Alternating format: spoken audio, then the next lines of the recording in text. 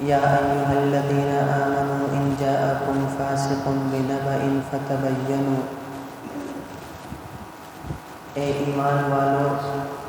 اگر تمہارے پاس کوئی فاسق، کوئی گناہ گار کوئی خبر لے کر آئے تو تم اس کی تحقیق کر لو۔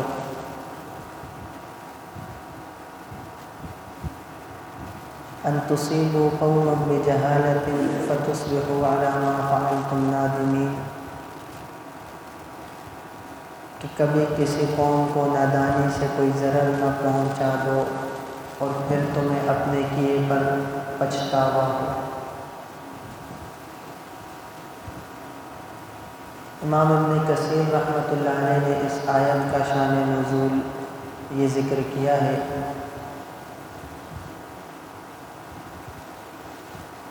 کہ حارث بن ضرار قبیلہ بنی مصطلق کے سرداروں میں سے تھے اور ام المؤمنین حضرت جویریہ رضی اللہ تعالی عنہا کے والد گرامی تھے۔ یہ رسول اللہ صلی اللہ علیہ وسلم کی خدمت میں حاضر ہوئے، آپ علیہ السلام نے اسلام پیش کیا ان پر، انہوں نے اسلام قبول کیا اور اسلام قبول کرنے کے بعد رسول اللہ صلی اللہ علیہ وسلم نے انہیں نماز کا حکم دیا، اور پھر آپ علیہ السلام نے زکوٰۃ کا کہا۔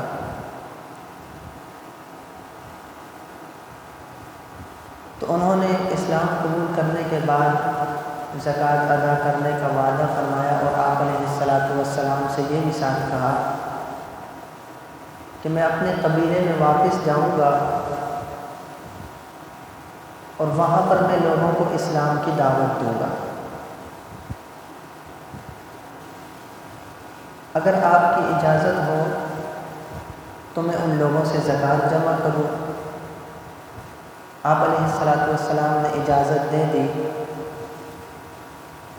چنانچہ حارث بن ضرار وہ رسول اللہ صلی اللہ علیہ وسلم سے واپس ہوئے اور اپنے قبیلے میں پہنچے، وہاں لوگوں کو اسلام کی دعوت دی۔ انہوں نے جن لوگوں نے اسلام قبول کیا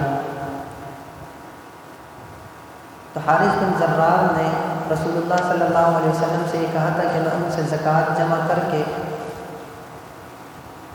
فلاں مہینے کی فلاں تاریخ کو آپ اپنا ایک قاصد بھیجنا، میں اسے وہ ساری رقم زکوٰۃ کی دے دوں۔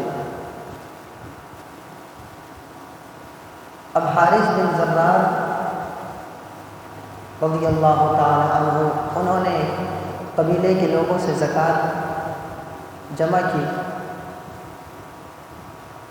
اور وہ اس انتظار میں تھے کہ مہینے کی جب تاریخ آئی تو رسول اللہ صلی اللہ علیہ وسلم اپنے قاصد کو بھیجیں گے۔ آپ علیہ السلام نے اپنے قاصد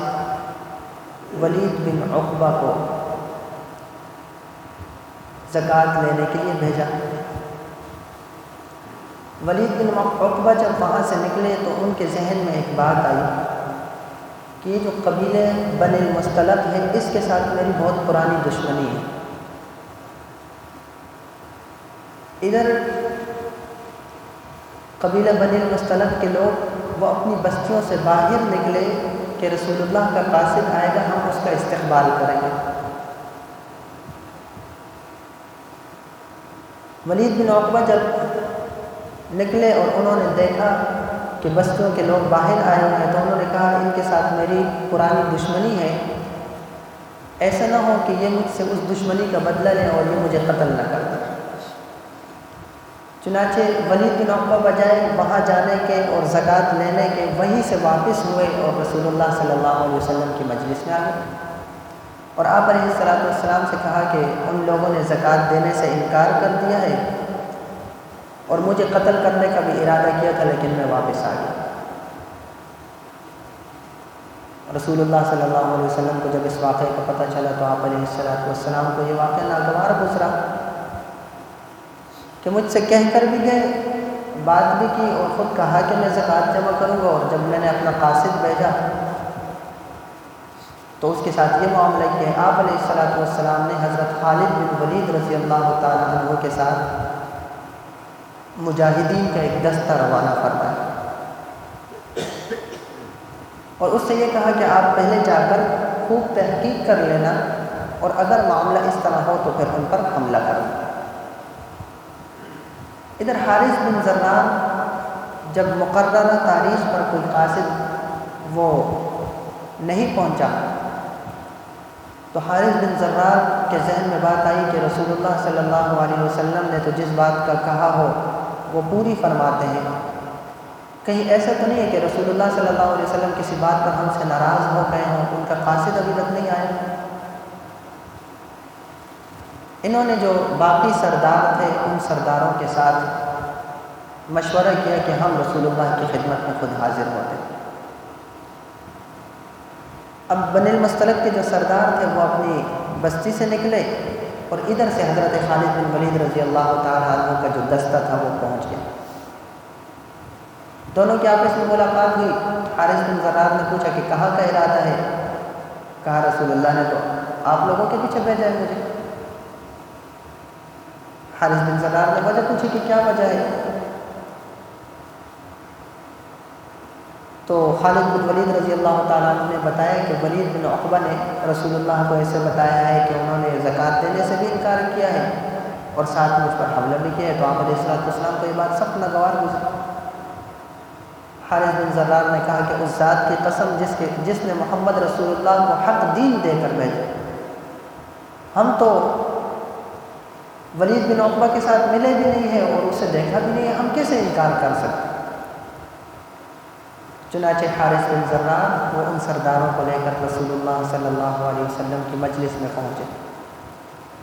تو آپ علیہ السلام نے پوچھا کہ آپ لوگوں نے ایسے کیوں کیا ہے کہ میرے قاصد کو آپ لوگوں نے واپس بھیجا؟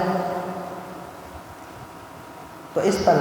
حارث بن زرار نے وہی جملہ ارشاد فرمایا کہ یا رسول اللہ، اس ذات کی قسم جس نے آپ کو حق دین دے کر بھیجا ہے، نہ ہم ولید سے ملے ہیں اور نہ ہی ہم نے ولید کو زکوٰۃ دینے سے انکار کیا۔ تو اس پر پھر قرآن کریم کی یہ آیت نازل ہوئی، اے ایمان والو،